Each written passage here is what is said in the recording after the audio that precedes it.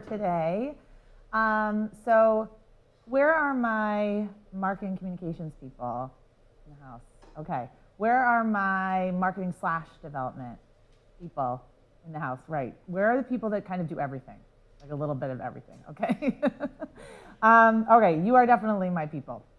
So what we're going to talk about today is how we can best leverage some of these digital tools with limited resources and limited time. So we're not going to talk too much about me because Chris just gave me a fabulous introduction. But some things you need to know about me. I am a mom of 2. I'm a returned Peace Corps volunteer. Any returned Peace Corps volunteers? Usually when I talk to nonprofits, there are some in the house. Or AmeriCorps volunteers? No. Usually when I'm in DC speaking to nonprofits, there are. Probably the most important thing to know about me, though, is that I come from the nonprofit world. You know, we don't just wake up one day and become consultants.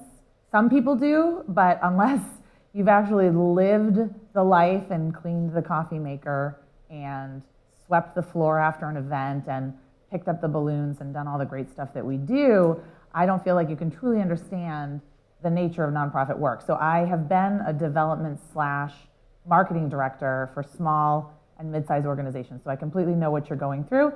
I'd love to see some tweets out there today. We've got the hashtag behind me. I'm at Julia C. Social. I'd love to see some social engagement today if you think of anything that you want to share out to the world. I also have a workbook on digital storytelling. I have my official book here with me. I have about 10 copies if you want to come and see me afterwards. But if you want a free copy of the workbook around digital storytelling, make sure you text workbook to 345. Okay. So the title of the talk is Website versus Social Media. And when I was thinking about how to frame this topic, I thought it's really a battle for scarce resources. So nonprofits are constantly trying to figure out that silver bullet that's going to get them visibility. Like, who here feels like they are the best kept secret in their region or in their town? No one feels that way. Okay, that's what I feel. That's what I get a lot from my clients. They feel like if only more people heard about us, if only we had more visibility, if only we had more exposure, if only we could get on Ellen, right? If only we could get some famous person to tweet about us, then all of our woes would go away. So where do we put our digital eggs? Do we put them mostly in the website basket? Do we put them in the blog basket? Do we put them in the social media basket? So today I'm here to tell you, you have to do it all. So I'm not here to sugarcoat anything, and I'm not here to tell you there's a silver bullet where you can just sort of tweet once a month and you're going to immediately get huge results and you're going to run one Facebook fundraiser and raise millions of dollars. That's not going to happen. So I'm going to talk about some of the benefits and strengths and weaknesses of websites, and then some of the benefits, strengths, and weaknesses of social media, and also some of the ways that you can really leverage both of these tools to accomplish your missions, to share the great work that you're doing, and to build a community, because that's what it's about at the end of the day. So web engagement, I don't usually like to share statistics, but web engagement is growing. So what we've been seeing is that visitors are making donations when they go online, certainly not a huge percentage. Now, this could be increased, and I think it's so low because a lot of websites are terrible. So I actually get into a lot of Twitter wars around online fundraising with a lot of the traditional fundraisers out there. If you follow me on Twitter, you probably have seen some of these Twitter wars. Like on Saturday, I'll be sitting on the couch and I'll just be like furiously, typing into my phone, and my husband says, are you getting in a Twitter war again? And I'm like, yeah, but it's not about politics, it's about fundraising. That's my passion. So you have probably read studies that say online giving is, what is it now, 7%, 8% of total giving. Okay, great. So that's what fundraisers tend to tell me when they say, well, we shouldn't focus on our website, we shouldn't focus on social, it's only 7% of giving. And to me, I think that's kind of a red herring, because that number takes into account those billion-dollar bequests made to Harvard University. Obviously those kinds of donations are not being made on Facebook. So I think until we do a true evaluation of smaller dollar donors and smaller gifts, we can't really come up with an accurate number of how much has been raised online. Because like Chris said, it seems to me, since we're all tethered to our phones, that the number should be higher. I don't think it's because people don't want to give. I think it's because all of us are so terrible at making a good experience for people to give online. So I think it's on us. So we're going to talk about how you can optimize your website to make it a better experience. MR benchmarks is pretty much the standard in the industry, the go-to place to get this kind of data. So check out MR benchmarks. So, what are some of the benefits of a website? We all know this, right? You can control the message, you can control the stories, you can control the photos, you can control the narrative on your website. You can take it with you. So WordPress to Squarespace to Wix to Drupal to Joomla to anywhere you want to go. You can easily track your website's effectiveness because you can see how many people are coming. You can see the most popular pages. You can see what's really resonating with your audience. And you can see if all of this social media, all of this promotion that you're doing is working. You can add to it and subtract from it. And then, of course, we can't not talk about Google, right? So this is why you need a website. I read an article by my friend Chris Strub. He writes for Forbes, and you should all read his column. He wrote that he'd read a recent report that more nonprofits have a Facebook page than have a website. And to me, that seems crazy because we'll talk about the strengths and weaknesses of social media. There are many of them, but a website is how you get found. So your website is your most important marketing and fundraising piece of collateral. Think about what we do when we hear about something. We Google it, or we ask Siri, we ask Google Home, we ask Alexa, and I'm going to talk about voice search as well. But having this presence online, that digital identity that Chris talked about, is absolutely vital. I don't feel like I need to convince anyone of that, but just to reiterate that important point. So what are some essential elements of a nonprofit website that is effective? Because you can't just throw up a website and expect everyone to come to the website. You can't just put information on your website and expect everyone to know what you want them to do when you get to your website. So just having that digital identity is not enough. We have to optimize it for our particular audience and our goals and our objectives. Every nonprofit website should answer 3 things. What is the problem that you're solving? What is your solution? And what is your impact? So I've done a lot of reading about persuasion. And the preeminent book on persuasion was actually written by Aristotle. And he wrote a book called The Art of Persuasion in Public Speaking. And he said the 3 things that you need to convince people and to bring them over to your side and to convince them about your idea are ethos, pathos, and logos. So ethos means your credibility and you're establishing credibility and trust. That's why Chris says great things about me, like I'm one of the 25 IT influencers. That's why we write books. That's why we check how many followers we have on Instagram and Twitter. That's ethos, that's credibility, establishing that you're a credible source of information. Logos tells me that there's a problem and there's something I need to be paying attention to. So yes, you solve the issue, you work on homelessness. Is that something I should care about? You can't assume that everyone understands the issue as much as you do and feels as passionately about it as you do. And then ethos, pathos, logos. Pathos is the emotional connection. That's where storytelling comes in. If you want people to take an action, you are never going to get them from A to Z without that emotional connection. And that's where impact comes in. So problem, solution, impact. And I'm going to show you some examples. Buildon.org. Their website looks like this. I just took these screenshots a couple of weeks ago. Problem. Bonus points if you can get us all on the same page right off the bat. Education is a basic human right, right? Yes. If I'm looking at Buildon.org's website, I most likely agree with that statement.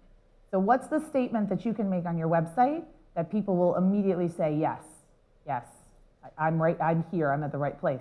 Then the problem. What's the problem that you're solving? What's your solution? So this is all one page, because we know websites now, we scroll. It doesn't have to all be above the fold. Most websites are accessed via mobile devices, so it doesn't need to be mobile accessible. But what is the solution that you offer? So you have to talk about the problem first, because if you don't have me on board with the why, I'm not going to get on board with the how. I'm not going to care about the how. If I'm not invested in the why, I will never be invested in the how. So it's very important to establish the why first. Then you establish what you do, and then you share your impact. It's okay to share data. I know that I talk a lot about storytelling. I write a lot about storytelling. It's okay to share data that establishes this impact, but it's incredibly more impactful to share stories. So showing and not telling often works better, but Build On does a great job. This is Embrace. Each year, more than 1 million babies die on their birthday. So that kind of establishes right off the bat, is this something that you care about? Is this an issue that you think is a problem? And if you do, then you're immediately grabbed. Your attention is piqued. You want to learn more. And you say, this is a problem. How can I solve it? And then Embrace talks about their solution, their unique solution that they've come up with. And this is going to solve the problem that you care about. We have to understand that people do not give to our organizations, they give to solve a problem. So if your organization, if your whole website is focused on how great your organization is and how great all the things you do are, but it doesn't talk about the problem, then it's not going to convert people into donors, into supporters. Then, of course, storytelling. At the very end, what's the impact of your solution? How can I know to trust you? How do I know you're a good steward of my funds? Okay, this is Pencils of Promise. Why build schools? What's the problem? Why do I care? They even go as far as to really spell it out. We have a solution and it works. We have a solution and it works. I know a lot of you are probably working on issues that are a little bit more complex. Maybe you're working not in human services, you're working in an academic environment, you're working in research, and it's really hard to translate what you do into impact, but we have to do a better job. So I worked as a development and marketing director at a domestic violence shelter. And doing this exercise is really challenging because we know what we do. We help women and children get out of abusive situations. We provide support. We provide transitional housing. We link them up with services. We save lives. We know what we do, but it's really, really hard to describe the overall impact. But we do have to get better at it. And then asking people to imagine if this was something that they were dealing with. So when you're doing storytelling on your website or on social media, trying to bring people into the problem, bring people into the solution, ask them if they can imagine what it might feel like, and then sharing data about your impact. So we could solve all the website problems of the world if all nonprofit websites just focused on problem, solution, and impact. We get so bogged down in all of the data and reports and information and PDFs that we need to share. But really, that's why people come. That's why people come to you. The second element is that you have to have an email sign up. So I love social media. I talk a lot about it.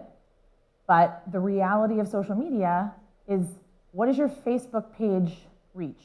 Does anyone know the average reach of like a Facebook page post? Do they want to share what percentage of your fans on Facebook do you think you reach with a post? 2%, 2%, 3%, if you're not paying to reach more people. I would hope that your email open rate is higher than 2%. You should all know your email open rate, by the way, and you should all know your Facebook reach rate. But I would really hope your open rate is higher than 2%. If it's not, come talk to me, we will talk. But I think that we need to start focusing our efforts much more on building our email list, because email crosses demographics, crosses generations, and it's still a little bit more of an intimate experience than social media. So inviting people when they come to your website, everybody needs a pop-up or something on the bottom, not just a little tiny font, 10-point font up in the bottom top right that says sign up for our email list. Add impact to your inbox. That's so much more inspiring than sign up for an email list. Let's end malaria. Don't miss any important updates in our fight to end malaria. I'd so much rather end malaria than sign up for another email list. So think about the wording you're using. This is wonderful because this offers value. They're giving you 2 ways to help, and that can all be automated. You can set that up to send an automated email out and send it right away when they sign up. 2 ways to help. Be the first to know. So think about how we experience FOMO, right? The fear of missing out. We don't want to miss out. We don't want to miss an update. We want to know what's going on with this problem that we care about. Okay, also telling stories. This is another essential element. Creating that pathos, creating that emotional connection, and showcasing impact. You can tell stories in the words of the people that you serve, talking about their transformation.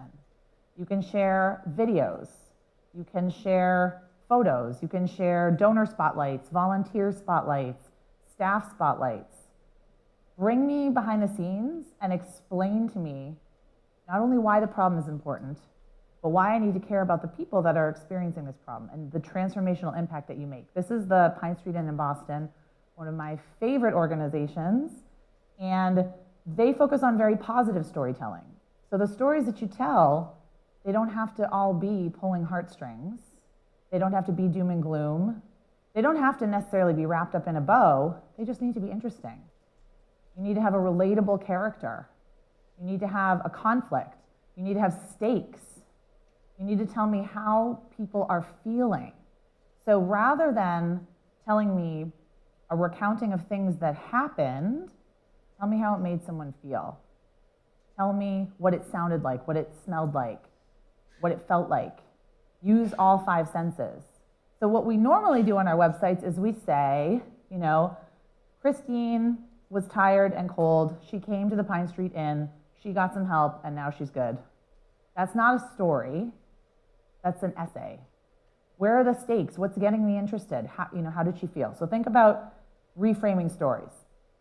I love this. I so love this meme. So we also need to think about our donation processes, right? So people come to me all the time and they say, no one's donating on our website.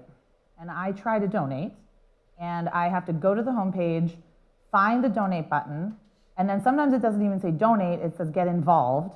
Then I have to go to get involved, click down like a long line of links, and then click the donate button, and then the donate button sends me to this form where I have to fill out basically my entire life and like provide a tax return and like a birth certificate to make a donation, and then you've already completely lost me.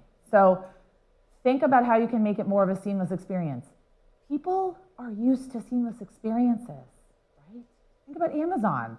I get frustrated if Amazon doesn't know immediately what I want. I get annoyed. I'm like, God, I shopped so much on Amazon. I need to just like type in a couple of keywords. You need to tell me what I want. We are used to seamless experiences, seamless checkout experiences, and nonprofits need to do a better job. We need to do a better job at being where our donors are and giving them every opportunity to donate, whether that's Venmo, whether that's PayPal, whether that's Facebook. We'll talk a little bit about Facebook, whether that is text to give. We need to reach our donors where they are. And this is why I think online giving is so low, because we don't really offer it. We don't promote it. We don't have a great experience with it.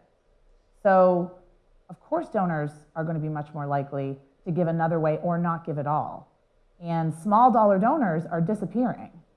The latest fundraising effectiveness project found that donations and donors that give under $250 are down 7% this year. Smaller dollar donors are leaving, the bread and butter donors that we count on. And of course, the benefit of a website is being found. It's being found. So sure, if you have a LinkedIn page, you have a Facebook page and Twitter, if I Google you, I can find those pages. But then what's going to happen is I'll go to Facebook, maybe I'll like your page, but then I'll immediately get distracted with 75 notifications and other things. Your website is you're really able to control the narrative and control people's attention on your website. And of course, voice search, you can make a donation via Google Assistant. You can say to Alexa, and I don't want to do it because of people that are live streaming. Have you ever listened to a podcast and someone says, okay, Alexa, and then your house freaks out because all the Alexas, I have Google Home personally, but when you ask Alexa or Google Home, or I don't know if it works for Siri, I'm assuming it does. I don't know if anyone has Cortana. That's the Microsoft one. I don't think anyone has that. So you can ask, donate to charity. And if you have Google Pay set up, you can automatically make a donation right there. If you don't have a website, this is not going to be able to happen for you. And these are the trends that we as marketers and fundraisers need to be paying attention to. We need to have our fingers on the pulse of this. We need to know what our donors are doing. This is how we're finding out news. This is how we're finding things out. One way to do this is to make sure you claim your business listing on Google. It's totally free. If you have an office, if you have a brick and mortar, of course, like when I worked at the domestic violence shelter, we weren't able to do this. We didn't want to reveal our location. But for those of you that can, this is incredibly important. This is how you're going to be found. Google is now pretty much removing URLs from search, and they're just going to start doing these little previews.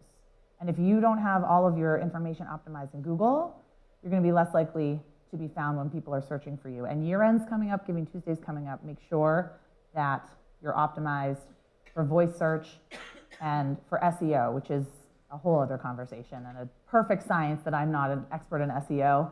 All I know is there are tiny little tweaks and things that you can do to make your website be found. Your website should function like an employee. You need a job description, you need performance benchmarks, and you need regular evaluations. Don't spend $10,000 on a website if you don't know what you want it to do.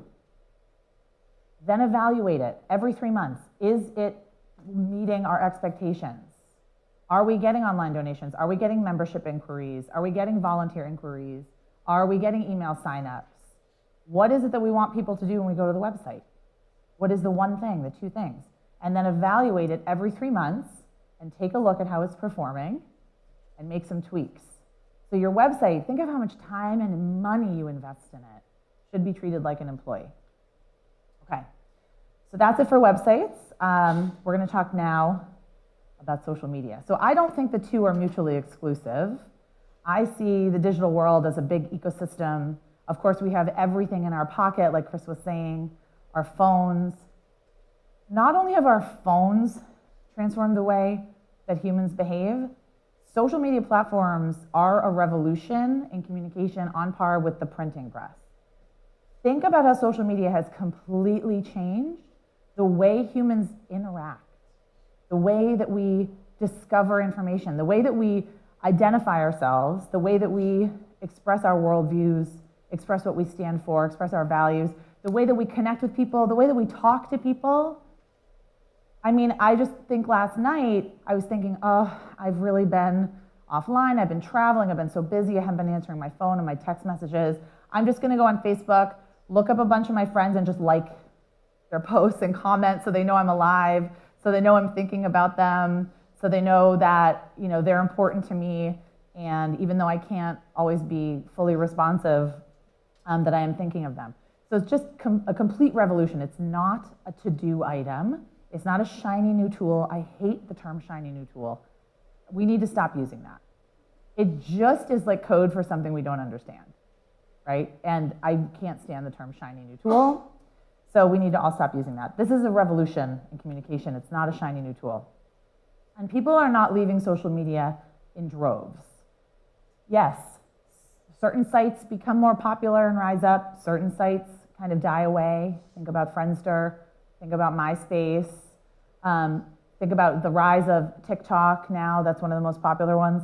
But the majority of people that are online do have at least one social media account.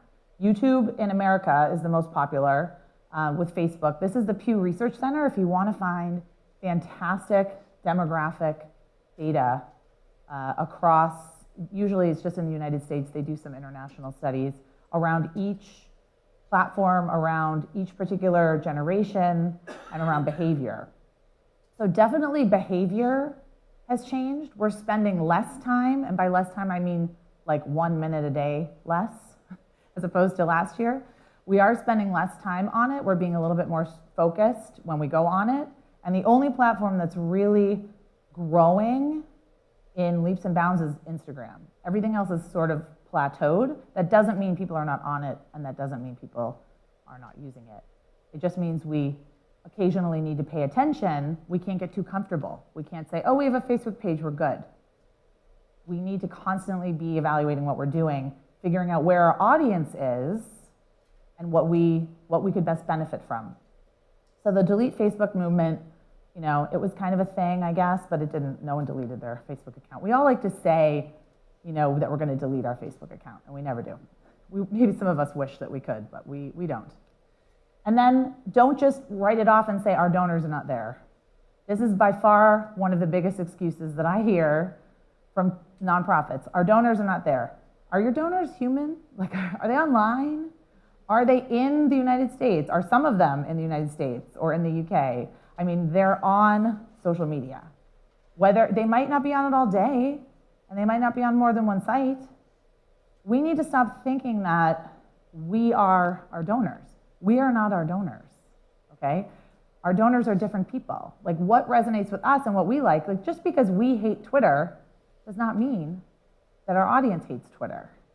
And this is what I see all the time in communications and in storytelling. Well, I don't really feel comfortable being emotional and writing an emotional appeal to my donors. Well, guess what? That's what they like and that's what they want. So you have to really think about meeting your donors where they are, or your members or your supporters where they are. Not only that, social media, not only are people on there, there is some benefit for organizations and nonprofits. People use social media to talk about things they care about, to establish their worldview, and to establish their identity. If I'm going to share something on social, it's because it represents who I am. I'm not going to share something, I might share something I don't believe in, but I'm going to tell you why I don't believe in it. Or I'm going to tell you why I believe in it, why this is part of my worldview. Social media influences people to make donations. So it actually is an influential piece of the puzzle, piece of the communications puzzle. So this is the Global Trends in Giving report. They just released the 2019 version. So if you go to givingreport.ngo, you can find the Global Trends in Giving report. It's actually really, really interesting, and it talks a lot about offline as well as online giving. We also can't deny the fact that Facebook fundraisers are a force to be reckoned with. So who here has created a Facebook fundraiser, like raised money on their birthday? Okay, who here has donated to a Facebook fundraiser? Okay, and if you haven't, raise your hand. Who here has seen a Facebook fundraiser come through their feed? Right, okay, so whether or not you created one or donated to one, you've seen one. Facebook released a report that said, since the inception of charitable giving tools, they've raised $2 billion, not Facebook, us, people, our donors, have raised $2 billion on the platform from 45 million donors. And of those donors surveyed, 88% plan on giving via Facebook again in the next year. Now, I don't know what your donor retention rate is, but it's not 88%. If it is 88%, you need to be on the stage talking about what you do, because that's amazing. The average nonprofit, their donor retention rate, that is who gives a second gift, is 45%. 45%. So we are doing a terrible job of retaining our donors, and that is a subject for a whole nother talk. But what I'm trying to say is that Facebook and tools like it, YouTube has a suite of charitable giving tools that I bet a lot of you didn't know exist. They're rolling out fundraisers the same as Facebook. It's all in beta right now. Make sure you go to Google for Nonprofits, sign up so that when the tools roll out, you'll have access to them. But it also represents a revolution in peer-to-peer fundraising because it's accessible. Okay, and I'm getting too wordy. All right, so Facebook fundraisers, whether you love them or hate them, they're a force to be reckoned with. We have to understand if it's a benefit for our organization or not. People are going to use them whether we like it or not. Also, we do need to know we don't have control over these channels. This is the drawback. If you do Facebook fundraisers, you already know this. You don't get the donor data, right? You don't get the donor data. You get the money, and I say 20 bucks is 20 bucks. That's what I think. You get the money, but you don't get the data. Also, any of these tools could throw the rug out from under us at any moment, as we know they often do. So we don't have control over them. People are also not on there necessarily to find us. They're on there to connect with their friends and family. They're on there to connect with colleagues. But where we can kind of fit in is if we become part of their identity, if we become part of we create a shared identity with our donors and with our community, then they're much more likely to spread the word about us because it's not a hassle. Okay, so we'll go quickly through the 5 elements. I was getting too wordy here. I want to make sure that we have time for questions. But we'll go through the 5 elements, and then if we have questions at the end, we're happy to take them. So the number 1 element that I've found is that you need to treat each channel like its own country, with its own rule of law, its own language, its own etiquette. You cannot simply spray out your message on every channel. You can repurpose something if you have a great story or a great video. Certainly, you can share it, but you need to mold it for each channel, and you need to have a strategy for each channel. Now, I'm not saying you have to be on each channel. Maybe you only want to be on 1 or 2, but you have to have a dedicated strategy for each of them. Take a look at what the IRS does. Who would have thought that I would be mentioning the IRS in a social media talk? But if you look at the way they use social media, they use each channel very strategically for a very specific purpose to reach a very specific audience.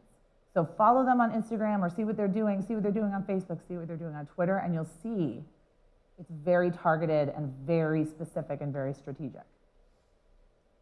Jump on hashtags and things that are trending. Today's World Mental Health Awareness Day, right? There's always a cause and awareness day that you can jump on, that you can leverage for your organization. What are people talking about? This is where we fall flat. We don't share relevant content. We just share boring stuff or stuff that's relevant to us. What's relevant to our audience? What are they interested in? This is the TSA, and I bet you didn't think I'd be sharing the TSA. I have to read this caption because it's really funny. This is the TSA on Instagram. Are we cool? We like to think we're cool. We want you to have a pleasant experience at the airport and arrive safely at your destination. But getting caught while trying to fly with marijuana or cannabis-infused products can really harsh your mellow. And then they wrote, let us be blunt. TSA officers do not search for marijuana or other illegal drugs. So they have a clear voice, and they're a little bit cheeky. And they know that they deal with boring, dry material. So they spice it up a little bit. So I really recommend following them on Instagram especially. Think about what people are searching for and what your most frequently asked questions are. This campaign is an organization that constantly received questions from parents that said, I've just been told by my doctor I'm going to have a baby with Down syndrome. What is it like? That was their most frequently asked question. So they created a series of videos based on that. So they could not only be found in YouTube, but so that they could address this when their donors, their members, their supporters came to them and asked this question. Sharing information that's actually helpful and useful and shareable, like the Humane Society. What's going on right now as dangerous weather sweeps across the country? Think about what people are talking about. Think about what's timely and relevant. Really know your audience. This is Road Scholar, one of my former clients, and we worked really hard to try to figure out who they're speaking to on social media. Who do they want to reach? And we call her the funky grandma. And then we always think about the kind of content that we're creating. Would she like it? Yes, we'll post it. Would she not like it? We probably won't post it. Eye-catching visuals. I bet that'll caught all of your eyes. This is one of my absolute favorite campaigns, Give Childhood Marriage the Finger. Eye-catching visuals. We have to be more provocative. We have to get out of our comfort zone. We have to create that emotional connection and we can't be afraid to really share what's going on, to tell people, this is the problem. This is what's happening. All of you need to pay attention, and we need to get on board, and we need to solve this. Think about how you can elicit a reaction or get someone to take action. Engagement is the name of the game on social media. If you post something and everyone says, oh, that's great, that's nice, just scrolls right past it, Facebook is going to think that you're irrelevant. And then video, I'm not going to actually talk about because we have Brian Fanzo coming up, who's going to do an incredible presentation on video. But let's get out of our comfort zone, right? Let's start going live. Let's start answering questions.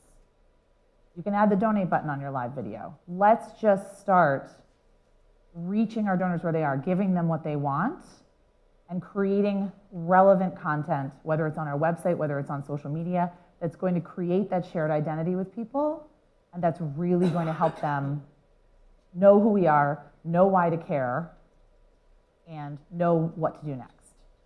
So with that, I think we will do some Q&A. Thank you so much. Thank you. Okay. Are we going to sit down? Take a seat.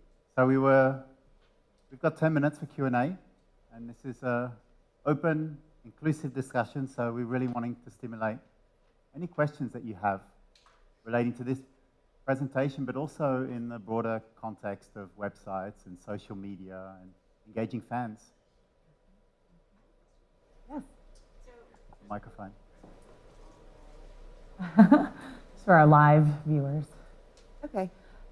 First of all, thank you. And I think a couple things. I just want to make a comment that I actually didn't think about the fact that marketing within each social media channel is extremely important.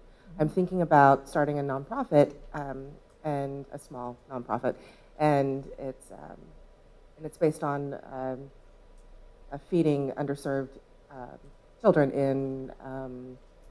in the public school system. And so I can imagine having to really target different communities, and so it's actually very enlightening. So thank you. But but my question to you is, where can we find resources to connect with the audiences when it comes to like Mental Health Day, right? Because you were talking about the connection, right? Because it can't just be about us. Yes. So how do we do that? Well, I would talk to your board. Do you have a board? Not yet. I mean, literally, Okay. I'm just thinking about that, but I'm thinking about other people. Maybe a group of people that you know, even if it's your friends and family, that care about the same things that you care about this issue, and write down like 10 different things that they care about involved with the issue. And then I would use Twitter, I would use YouTube, because they're both search engines. Really, that's how people use them, based around keywords. There's also a list, if you Google cause and awareness days. I know nonprofit Tech for Good, which is NP Tech for Good, I believe.com, but you could just Google it, right? We just Google everything, ask Siri about it. They publish cause and awareness days. And then just look on Twitter. You'll see. It's World Pizza Day. I think yesterday was Pizza and Beer Day. You know, it's Emoji Day. It's this day. It's that day. And think about, you don't have to jump on everything, but think about what your audience is searching on and what's relevant to them. So in some cases, you may be your audience. You know, you might be the avatar that you're trying to reach. But in other cases, talk to the people that you're trying to reach and find out what they're searching on and what they're interested in. That's great. Thank you. I have one more question, and my voice is very loud. Okay. So where can we find a database of just nonprofits? Like just nonprofits? Does that exist? I don't know. No, I mean, I would check GuideStar, which is got Candid now. But there isn't anywhere that anyone can... Idealist. But I don't know if the government has a database of 501c3s, but the problem is that there's so many organizations that are, 501c4s, 501c3s. But I would check Idealist and GuideStar to start. Hi, thank you for your presentation. Do you have an example of someone that used storytelling and had an impact that actually, you talked about how you can do it, but are there any examples of someone or an organization that actually did it and improved their donation situation. Now, I promise you I'm not trying to sell you my book, but my book is filled. That's like the entire book is examples of organizations either that I've worked with or that I've seen that do One effective example, storytelling. for example, would Well, be, a lot of the examples on the slides, like the Pine Street Inn, Rosie's Place, Feeding America, if you're thinking about, I'm just thinking of the topic of feeding children throughout the school year when they don't have access to free lunch and free breakfast. Buildon.org. Another great example is the Malala Fund. They do fantastic storytelling and raise a ton of money on Instagram in particular, and on Facebook. So I'm happy to give you a list. yeah. So let's use Yeah. feed them. I like talking about food. Sure. So what was the strategy and what was it that made them impactful? The stories. The stories had all of those elements. They talked about the problem, they talked about the solution, and they talked about the impact. So for Malala, she used to be the face of the organization. Now she talks to a lot of girls that have gone and gotten an education, and just interviewing them and talking to them about what their life was like before, what's their life like now, what are their hopes and dreams for the future. So when I talk about storytelling, it doesn't necessarily have to be like the hero's journey that we're so used to, Luke Skywalker or Katniss in the Hunger Games, or Frodo or something. It doesn't have to be like the monomyth, like this happened, this happened, this happened. It can really just be an anecdote. And especially on social media, I think that really works. Just a little bit about how they felt before, how they feel now, and where are they going, what's their vision for the future. But it depends on the organization, but it can really just be like a little anecdote.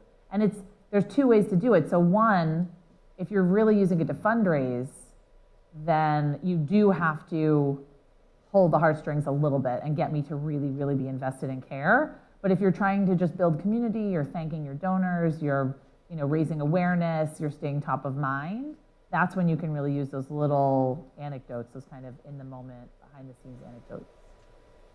Does it help?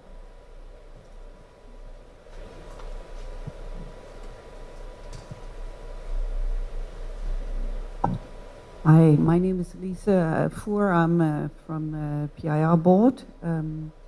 I have a question regarding social media and the negative responses you get.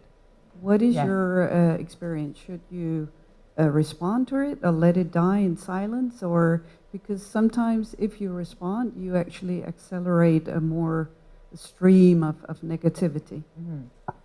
The most important thing you can do is have a policy of what is tolerated and what is not tolerated.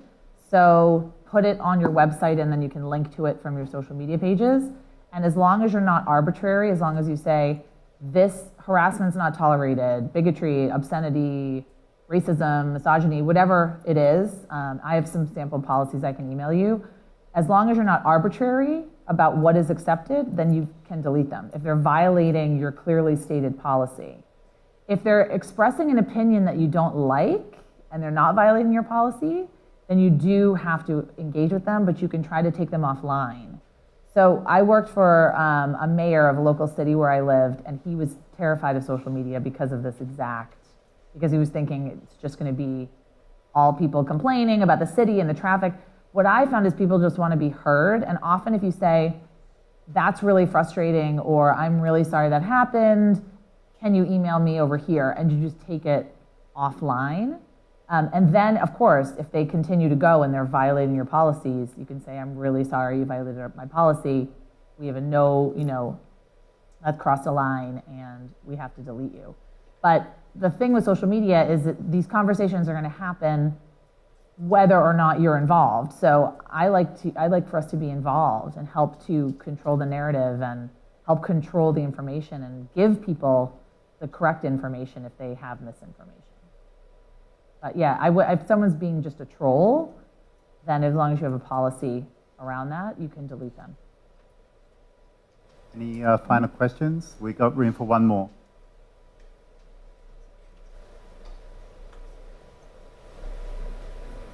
Hi, my name is Beth. I also actually work for .org.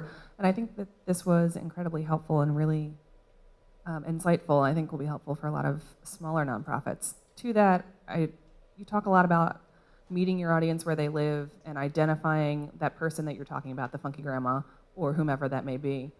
For those smaller nonprofits where everyone is doing everything or one person is doing everything, what are some good tips for those folks getting off the ground if they don't feel like their social media outreach is landing? What can they do to tweak it, to figure out who their audience is? The thing with social media is that it's really a marathon and not a sprint. I mean, you have to show up consistently for your audience, and you have to pick one or two channels that you are committed to and pick a consistent cadence to post. So what I see happen all the time is that small nonprofits especially, they say, okay, we're going to post on Instagram twice a week, and then they get busy and then they leave it, and then they try to come back to it and then they leave it again. So figure out what is the realistic schedule you can stick to, even if it's one platform, and stick to it and stick to it and stick to it. And then the number two piece of advice I would give is talk to your donors, talk to your members, the people that love you and support you. Ask them, what do you want to hear more from us? What are some of the knowledge gaps you might have? What are some helpful resources and information that we can share with you around the problem? Because we get so wrapped, we were sold a bill of goods around social media, right? We were sold we just set up accounts and all of a sudden the money is going to roll in and it's going to be promotional and it's a billboard, but it's actually really a two-way street and it's about building community. So if you're talking to your audience, if everything you're doing, you're running it through the filter of would my donor like this, or would my audience member like this? Would this respond with them? If you're running it through that filter and you're doing it consistently, it might be incremental growth, but you should be getting better results than you're getting now. So I hope that helps. It's simple, but it's not easy to do. Okay, thank you. Yeah, and thank you. will you be around for a little bit longer today? Yes, I'll be around all day, so I'm happy to